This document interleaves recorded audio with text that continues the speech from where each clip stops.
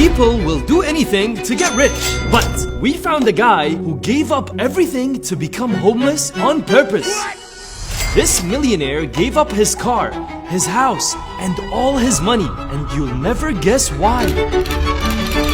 Here is the incredible story of Mike Black. Hey Nas Daily, I'm Mike Black. You may have seen those people who went from nothing to being millionaires, but I'm the millionaire who gave up everything on purpose.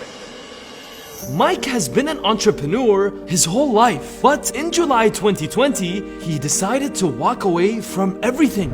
So I knew a lot of people who lost everything during the pandemic and they got really depressed. I even had a friend that lost a $10 million business overnight. Mike tried to talk to his friends about how to rebuild their lives, but it just wasn't working. He wanted to prove to the world that you don't need luck or money to become a millionaire as long as you work hard. So he came up with a crazy idea. The idea was to start from nothing, to build a new business and grow it to $1 million in 12 months. That's how the $1 Million Comeback Challenge started. On day one of the challenge, Mike saw just how hard it is to become homeless. People refused to give him water, and he could not find a place to stay. I tried writing to people on Craigslist where people post their rooms for rent, and I got some really strange offers. I did have someone message me on Craigslist that said they'll give me $100 if I let them. So I got one of those messages. By the end of the day, Mike was hungry, thirsty, tired, and hopeless. Today has been not a great day. Didn't make any money. This is my bench right here that I'm gonna be sleeping on tonight, so.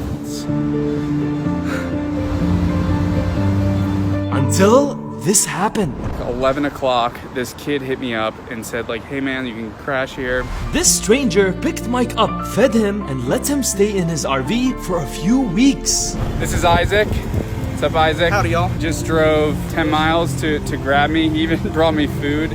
You are just so amazing, man. I cannot thank you enough. Because of Isaac's help, Mike had a roof over his head and could focus on his goals. On day 2, Mike made his first $300 after he helped sell free furniture that he found online.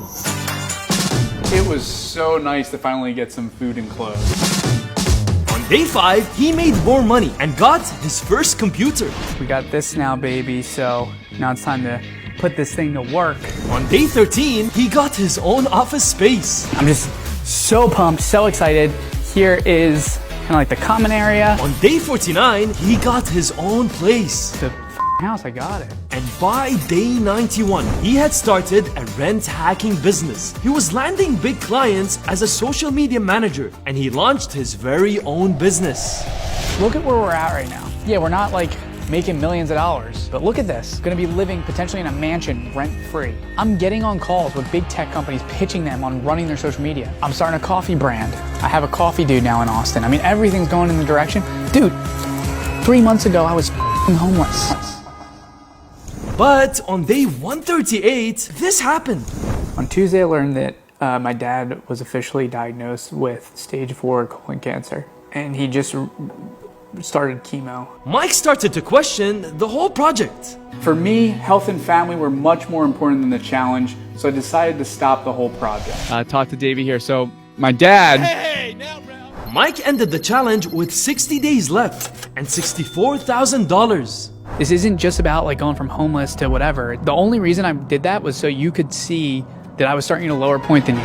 Mike's story is incredible. Even though he didn't reach $1 million, we saw that it is possible to rebuild your life through the power of determination. But we also saw just how hard it is to be homeless. In the beginning, Mike couldn't think about making money until he found a place to sleep and food to eat. After Isaac saved him from the streets, Mike had the help he needed to get back on his feet and focus on his future. This is the power of generosity.